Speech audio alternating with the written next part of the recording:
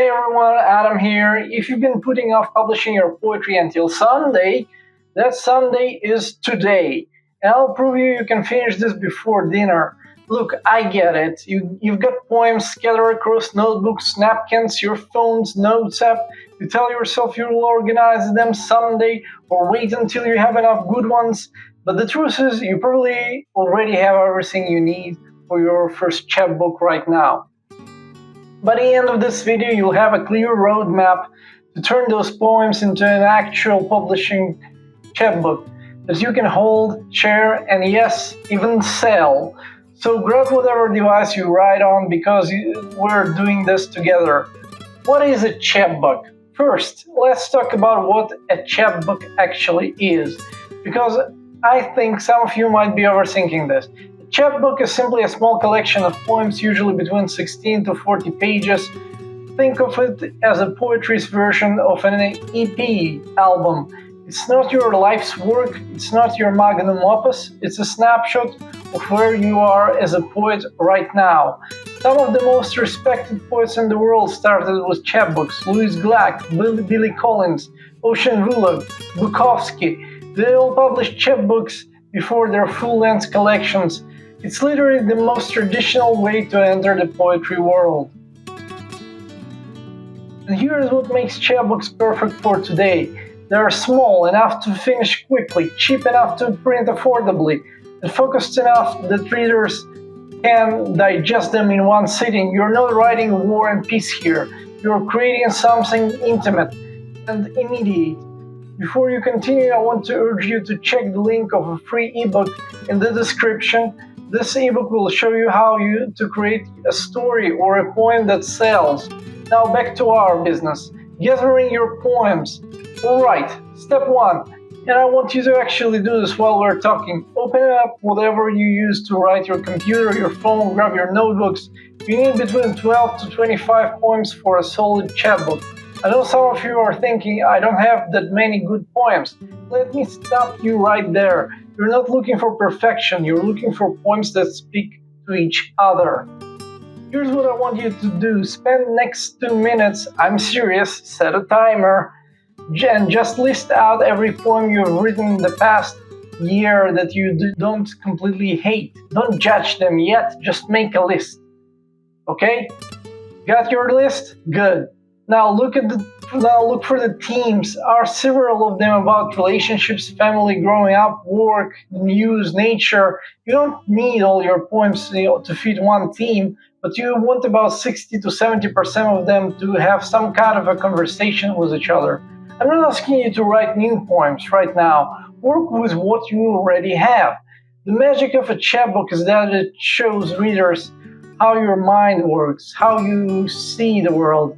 The coherence is already there in your existing work. You just need to find it. And here's the secret. If you only have 8 poems on a theme, that's fine. 20-page chapbook is perfectly legitimate. Better to have a tight focus collection than a pad with poems that don't belong. Organizing your collection. Now we're going to put these poems in order. And this is where a chapbook starts to feel like a real book. Think of your chapbook like a playlist. You want to take your reader on a journey, start strong, end strong, and create some kind of arc in between. By the way, the book I mentioned before in the description could help you with that. Mentioning it once more, why not? Here's my simple formula. Put your most accessible, engaging poem first. This is what hooks your reader. Put your strongest, most memorable poem last. This is what they'll think about after they close the book. For everything in between, I like to sing in terms of emotional rhythm. Don't put their really heavy, intense poems right in a row. Follow a gut punch poem with something a little lighter or more observational. Follow an abstract poem with something concrete and image heavy. Print out your poems. Yes, actually print them and lay them out on your floor or table. Move them around. Read them in different orders. Trust your instincts here. If something feels off, it probably is. And don't overthink the perfect orders. Honestly, most readers won't notice if poem 7 and poem 8 are switched, but they will notice if the chapbook feels like it has no... Step number 3. Creating your manuscript. Time to make this look like a real book. Open up whatever word processor you use, Word, Google Docs, even Pages on your MacBook. Here's your basic structure. Title page with your book title and your name. Copyright page, just copyright, year, your name, that's it. Maybe a dedication page if you want. Table of contents with poem titles and page numbers. Your poems, one per page. Maybe a brief bio page at the end. For information, keep it simple. 12-point Times New Roman or similar, double-spaced with your last name and the book title in small text on the top of each page. Don't go crazy with fancy fonts or graphics. The poems are the star here. Clean, readable, professional, that's what you are going for. And yes, put each poem on its own page. If it's a short poem, white space is your friend in poetry. And it gives readers room to breathe, to think about what they just read before moving on. Title page should be simple. Your chapbook title in the center, bigger font than your name below it. That's it. Don't overcomplicate it. Step number 4, design and title. Let's talk about your title because this is where a lot of people get stuck. Your chapbook title should either come from a line in one of your poems or capture the overall theme of your collection. Look through your poems. Is there a phrase that keeps showing up? An image you return to? A question your poems are all asking? Some of my favorite chapbook titles, simple and evocative. What We Carry, Night Sky with Exit Wounds, The Country of Marriage. They give you a sense of what's inside without trying to be too clever. For your cover, here's what I recommend for your first chapbook. Keep it simple, a solid color background with your title and name and clean font, maybe one simple image if it really captures your theme. You can design this yourself in Canva or even just use a nice font in your word processor and save it as a PDF. Don't spend weeks on cover design. You can always improve it for your second chapbook. Remember, people are going to buy your chapbook because of your poems, not because of fancy cover art. Focus your energy on making sure the poems are as strong as you can be. Step number 5, publishing options. Now, the moment you've been waiting for, actually getting this thing printed and into the world. You have several options, and I'm going to give you the real talk on each one. Option number 1, print on demand through Amazon KDP or Ingram Spark. This is probably your best bet for your first chapbook. You upload your PDF, they print copies when people order them, and they handle all the shipping. It's free to set up, and you can literally have your chapbook available worldwide within 24 hours. Option number 2, local print shop.